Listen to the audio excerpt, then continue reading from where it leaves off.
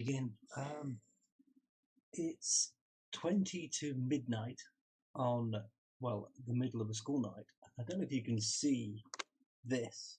This is the screen attached to my main server, the one that I've had under the desk. You may have seen it in the previous video where I talked about tidying up my system.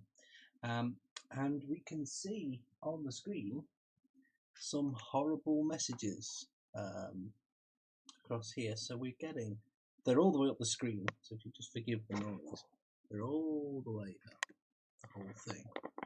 And they're talking about SDB device being in write failure. And we're getting a bulk update request IO error. Reset failed. Now, I don't actually know which device SDB is.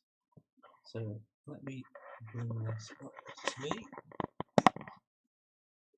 Hello. We've got a login screen. So this should log me into the server, which it has. System restart required. Well, I'm not going to restart the server. Something's wrong. So these are all the drives. So SDB is just one partition, I think.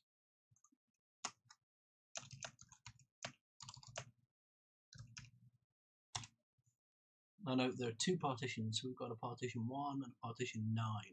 So that tells me that's part of my ZFS array. And have a look at the status.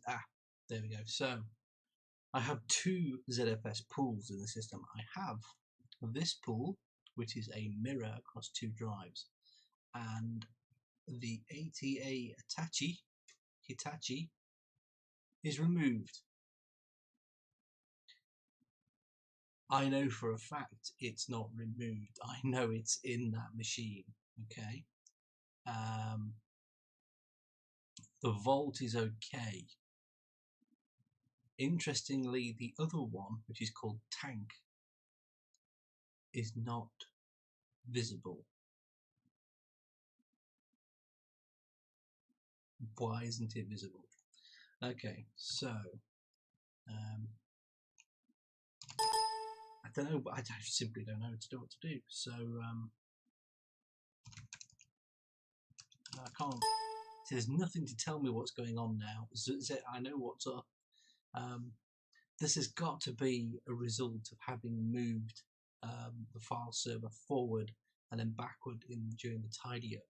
I thought I was pretty delicate with it. Clearly that Hitachi drive is no more, but no big deal, because as you can see, I add to my ZFS pool by ID. You can check out my USB 3 video all about how to use ZFS to do that on a mirrored USB and a set of flash drives. In fact, these very flash drives here, they may become a lifeboat for whatever's on there in a minute. But we'll just see what's going on. So the Bluebird pool has got 171 gigabytes of data in it. That's not going to be easy to back up anywhere. Okay, Vault is bigger, but Vault has a larger hard drive in it. There's Tank. Tank does exist. Tank is just a standard drive.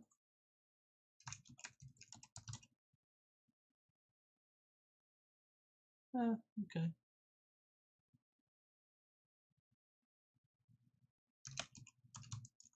Sorry, I'm completely. There's the stuff I was working on tonight and the other stuff. So the stuff I was working on tonight is in Vault.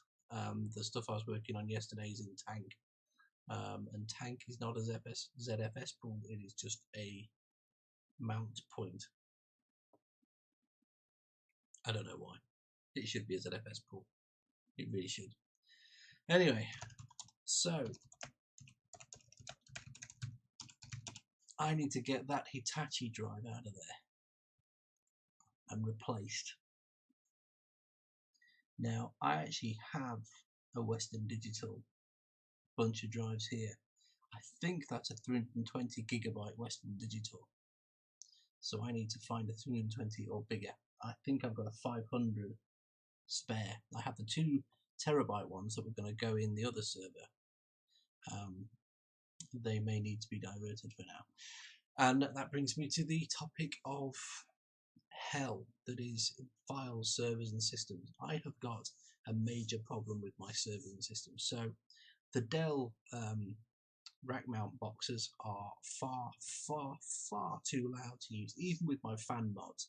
Again, check out all the videos in the blog about how to modify your fan and make it slower and quieter.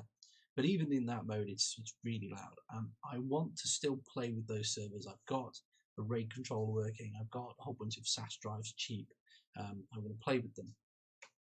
But I think ultimately I'm going to see if I can take or get a HBA for the unit under my desk and recase it with a whole bunch of better drives. These drives are clearly dying and I can't trust them. This is fairly critical. Okay, now I had the other backup box that you saw in the tidy up video. That backup box is an old Dell with repurposed. It's got a Core 2 Duo in it. The chip is fine. The memory is fine. The motherboard, kaput. The motherboard, it gets incredibly hot, even with fans liberally sprinkled near the thing. I was trying to install Deep Debian on it, and it got to 1% installation and just hung there for an hour, so I gave up. The other problem with that motherboard is that it doesn't detect USB boot devices. It won't boot off USB. It's quite happy to see USB storage once it's booted, but it will not boot off it. So I'm going to look at something fairly cheap or simple to replace it. And that is going to have to become an offline vault. This problem with this server is clearly telling me things need to change. That's all, folks. Pretty boring video for you, but this is my world of ZFS pool hell of 20 to midnight on a Tuesday night. But I'll keep you all informed, and I am still around, believe it or not. I haven't gone anywhere. Speak to you soon.